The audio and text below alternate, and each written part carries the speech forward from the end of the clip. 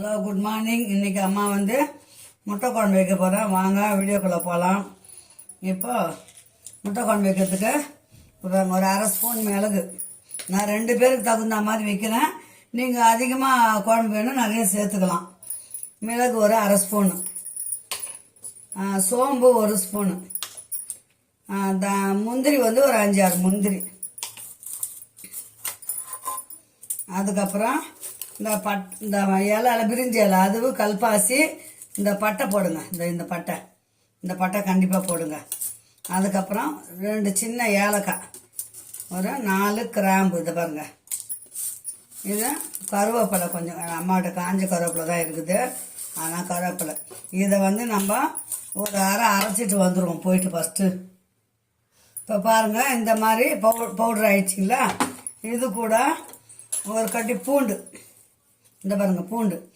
எது ரொம்ப மெஸ்ஸியாதோ அதை நம்ம ஃபஸ்ட்டு அரைச்சிக்குவோம்.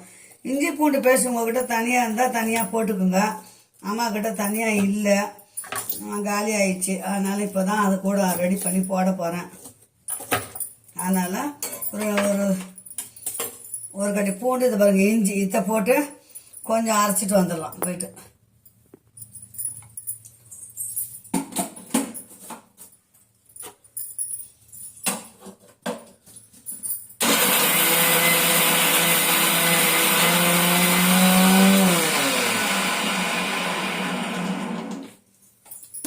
இஞ்சி சில நேரத்தில் மெஸ்ஸிய மாட்டேங்குது பிள்ளைங்களா, அதனால தான் அம்மா இந்த ஐடியா பண்ணுறேன். இது கூட 2 வெங்காயம் அரிஞ்சு வச்சுருக்கிறேன். ஸ்பெஷலாக தான் அரிஞ்சிட்டேன் அம்மா. இந்த வெங்காயத்தை போட்டு நைஸாக பேஸ்ட்டு, தண்ணி இது வரைக்கும் நம்ம தண்ணியே ஊற்றலை, புரியுதுங்களா? தண்ணி ஊற்றாத அரைக்கிறேன்.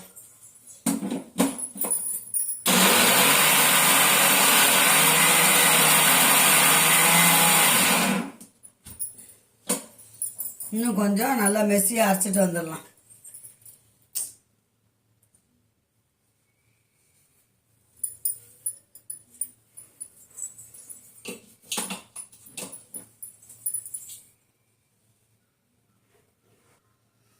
இப்போ அது நான் ஃபைன் பேஸ்ட் அரைச்சாச்சு. இதை ஒரு பாத்திரத்தில் ஊற்றிக்கலாம்.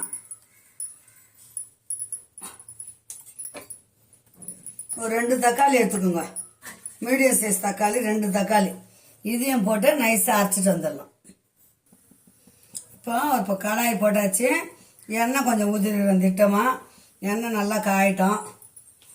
5 நிமிஷம் காலம் தாங்க இந்த குழம்பு செய்யறதுக்கு நேரமே. எல்லாம் எடுத்து வச்சோம்னா 5 நிமிஷத்தில் செஞ்சிடலாம்.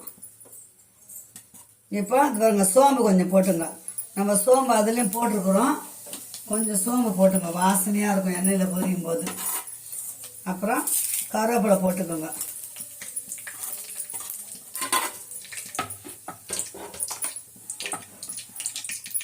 நாட்டு வெங்காயம் இருந்தால் டேஸ்ட்டாக இருக்கும். நாட்டு வெங்காயம் இருந்தால் ஒரு 10 வெங்காயம் அரிஞ்சு அதில் போட்டுக்கோங்க.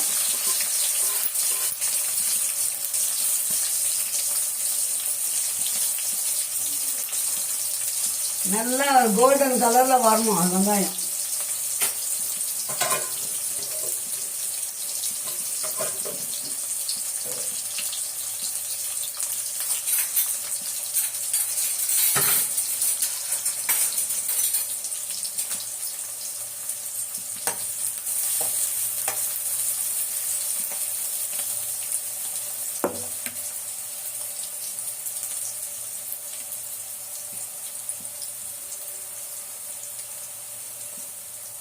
வெங்காயம் வதங்கிறதுக்கு குழம்பு தேவையான உப்பு போட்டுக்கலாம்.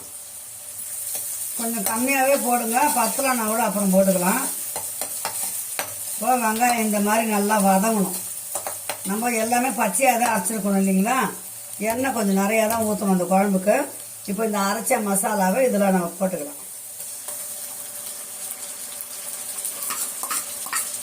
மிளகு, சீரகம், சோம்பு,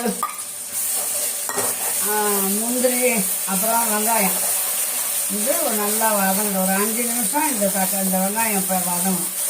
இந்த பச்சை வாசனை போகிற வரைக்கும் வதங்கணும்.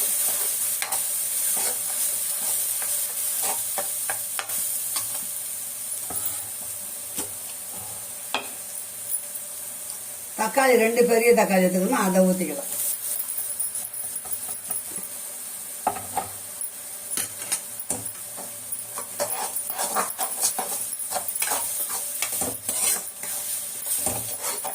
இந்த குழம்பு வந்து வெள்ளை சாப்பாட்டுக்கும் சாப்பிடலாம், சப்பாத்திக்கு, பூரிக்கு, இட்லி, தோசைக்கு எல்லாத்துக்குமே நல்லா இருக்குங்க.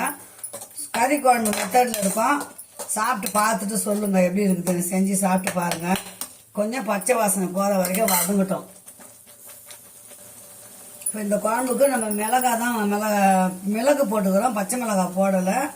அதனால் மிளகாய் தூள் ஒரு 2 ஸ்பூன் மிளகாய் தூள் போட்டுக்கலாம்.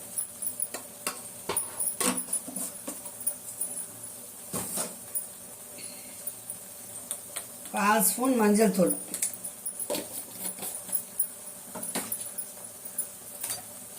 அப்புறம் கறி மசாலா வந்து 1 ஸ்பூன்,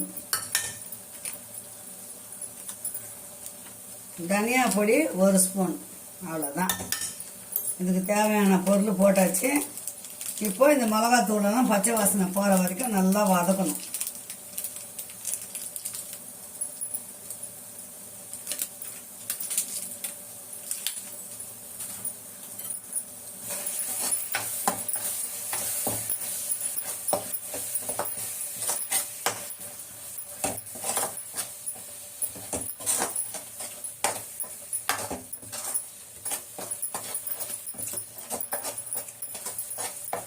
இப்போ நல்லா வதக்காச்சு. தேவையான அளவு தண்ணி ஊற்றிடலாம். நான் ஒரு 2 டம்ளர் தண்ணி ஊற்றலான்னு இருக்கிறேன் இந்த குழம்புக்கு. ரொம்ப தண்ணியாக வச்சாலும் குழம்பு நல்லா இருக்காது, திக்னஸ்ஸாக இருக்கணும் குழம்பு. நம்ம 2 டம்ளர் தண்ணி இந்த ஜாரை கழுவுறோம் பார்த்தீங்களா, அவ்வளோதான். அந்த தண்ணிக்கு மேலே ஊற்ற வேண்டாம், போதும் அந்த தண்ணியை.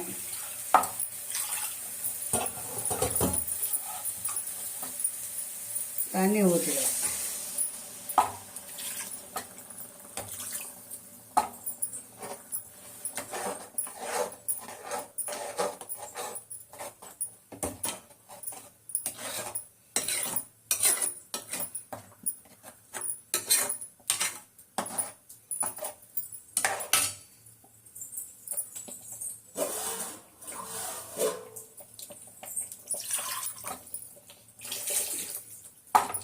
அந்த மிளகா வாசனைலாம் போகணும் இல்லைங்களா. குழம்பு நல்லா கொதித்து நம்ம ஊற்றின எண்ணெய் பிரிஞ்சு வரும் பிள்ளைங்களா மேலே. அப்போ தான் நான் உப்பு காரம் கரெக்டாக பார்த்துட்டு அதுக்கப்புறமா முட்டையை உடச்சி ஊற்றிக்கலாம். இப்போ பாருங்கள் நல்லா கொதிக்குது பாருங்கள், எண்ணெய் பிரிஞ்சு வந்திருக்குங்களா மேலே. இந்த பாருங்கள், இந்த நல்லா ஒரு முட்டை கலக்கி விட்டணும். நம்ம முட்டையை உடச்சி ஊற்றிட்டு கலக்கக்கூடாது. பாருங்கள் குழம்பு எப்படி இது கண்டென்சி பார்த்தீங்களா, கன்சிஸ்டன்சி. அவ்வளோதான், முட்டை குழம்பு கொதிச்சிச்சு. கறி குழம்பு மெத்தடில் வச்சுருக்குறோம். இப்போ எங்கள் வீட்டில் வந்து 4 முட்டை தான் இருக்குது. 5 முட்டை ஊற்றலாம் இந்த குழம்புக்கு.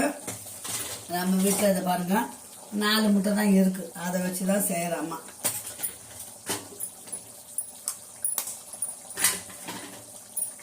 அப்படியே 4 பக்கம் ஊற்றிங்க, அவ்வளோதான், ஊற்றியாச்சு. கலக்கக்கூடாது, அதுவே மேலே வரும்.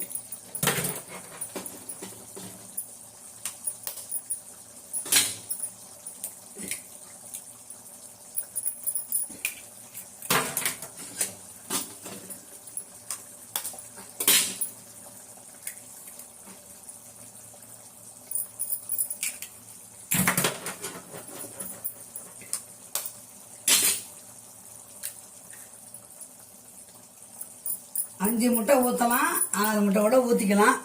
இருக்கிற வரைக்கும் செஞ்சுக்கலாம் நம்ம.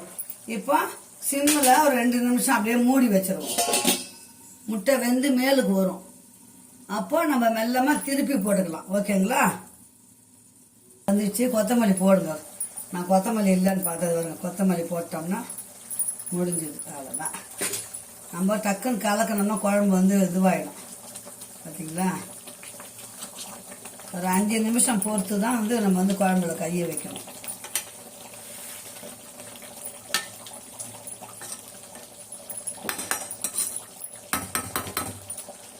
மெல்லமாக ஒரு 5 நிமிஷம் பொறுத்து பரட்டி விட்டிங்கன்னா 2 பக்கமும் முட்டை நல்லா வெந்துடும்.